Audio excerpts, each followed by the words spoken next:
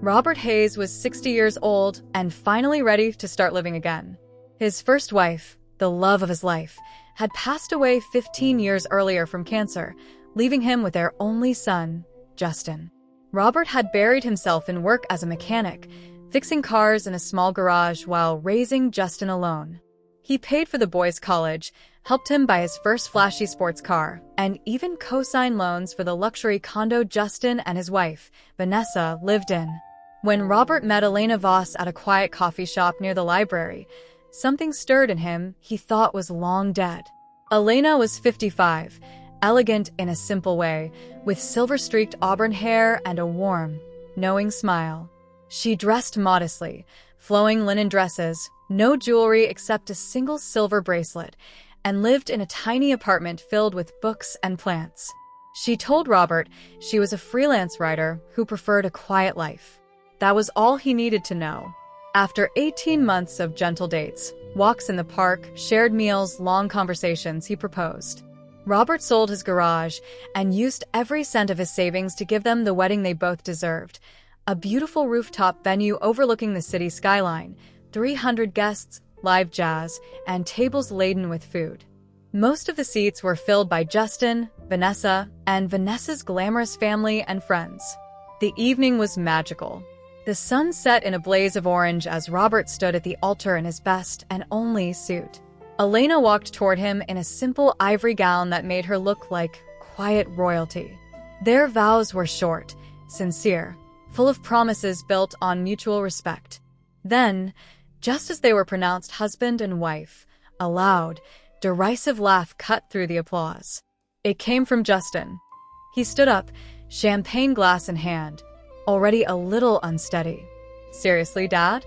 This is who you picked." He gestured toward Elena with contempt. "Look at her. Plain clothes, no makeup, lives in a shoebox apartment. She's obviously a gold digger waiting for you to kick the bucket." Vanessa rose beside him, her diamond earrings flashing under the lights. "Exactly. She's trash. Pathetic trash you scraped off the bottom of the barrel." Vanessa's parents and siblings erupted in laughter. Phones came out instantly. "Did you see that dress?" Vanessa's sister whispered loudly. "Off-the-rack garbage. My maid wears better." Another cousin added, "Poor Robert. Widowed and desperate. He'll be broke in a year when she cleans him out." The laughter spread across their entire section. Guests on Robert's side, old friends from the garage, neighbors, a few loyal customers, shifted uncomfortably, but no one dared speak. Robert felt his world tilt. He looked at Elena, expecting devastation, but she stood perfectly calm, her expression unreadable. Vanessa stepped forward dramatically. "We're just saying what everyone's thinking. She's not a wife, she's a parasite, embarrassing the whole family." Justin nodded, slurring slightly. "You worked hard your whole life, Dad. And this is what you do with your money? Marry some nobody who's clearly after whatever's left." The cruel laughter peaked. Someone shouted, "To the happiest gold digger in town." Robert's hands clenched into fists. All those years, missing his own birthdays to work overtime for Justin's tuition, lending money for Vanessa's designer bags that was never repaid, sitting alone on holidays because they were too busy. And now this. Something inside him ignited, not sorrow, but a fierce, protective fury. He stepped forward, voice booming across the rooftop. "Get out." Justin blinked. "What?" "You heard me," Robert said, pointing at his son. "You, Vanessa, and every single person who laughed with you leave. Right now." Vanessa gasped. "You're kicking us out of your own wedding?" "This is my wedding," Robert said, voice steady and thunderous. "I paid for every light, every flower, every glass in your hand, and I will not let you poison it with your cruelty." Justin's face flushed red. "You can't be serious.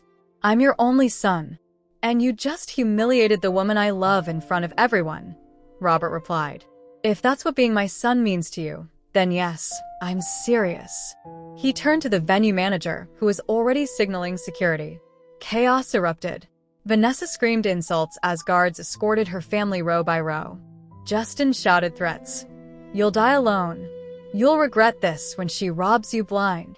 While Vanessa's father blustered about lawsuits and knowing important people, nearly half the guests, Justin's entire flashy circle, were removed.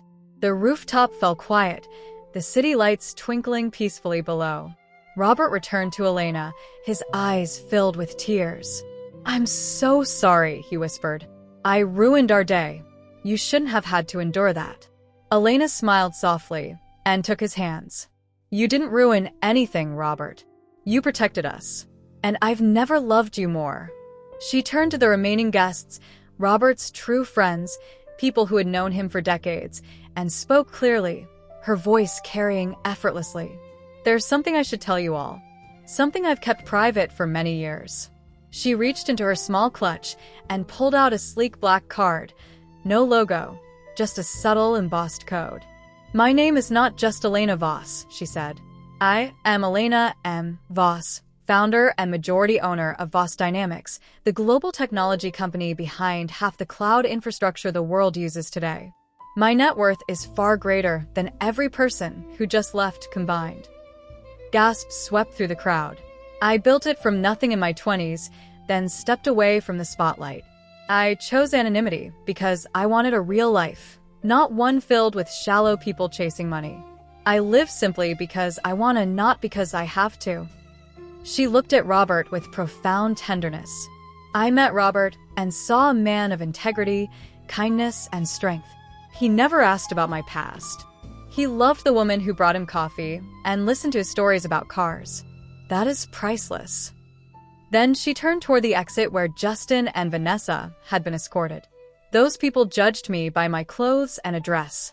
They mocked a man who raised a son alone with nothing but hard work and love. And in doing so, they showed exactly who they are." She faced Robert again. "This wedding is not ruined. It's perfect now, filled only with people who see us for who we truly are." The officiant, smiling warmly, asked, "Shall we celebrate?" The remaining guests erupted in joyful applause. Later, at the intimate reception, Elena quietly arranged for their honeymoon, a private island retreat, followed by a tour of her company's stunning headquarters worldwide. News broke the next day. Headlines screamed about this secret tech billionaire, humiliated at her own wedding by her stepson. Justin's business contacts dried up overnight as people learned whose empire they'd insulted. Justin called weeks later, voice shaky with false remorse, asking if they could talk. Robert let it go to voicemail. He and Elena traveled the world in quiet luxury, private jets when needed, but mostly simple walks on beaches and dinners under the stars. She introduced him to philanthropists, artists, and innovators who valued character over flash.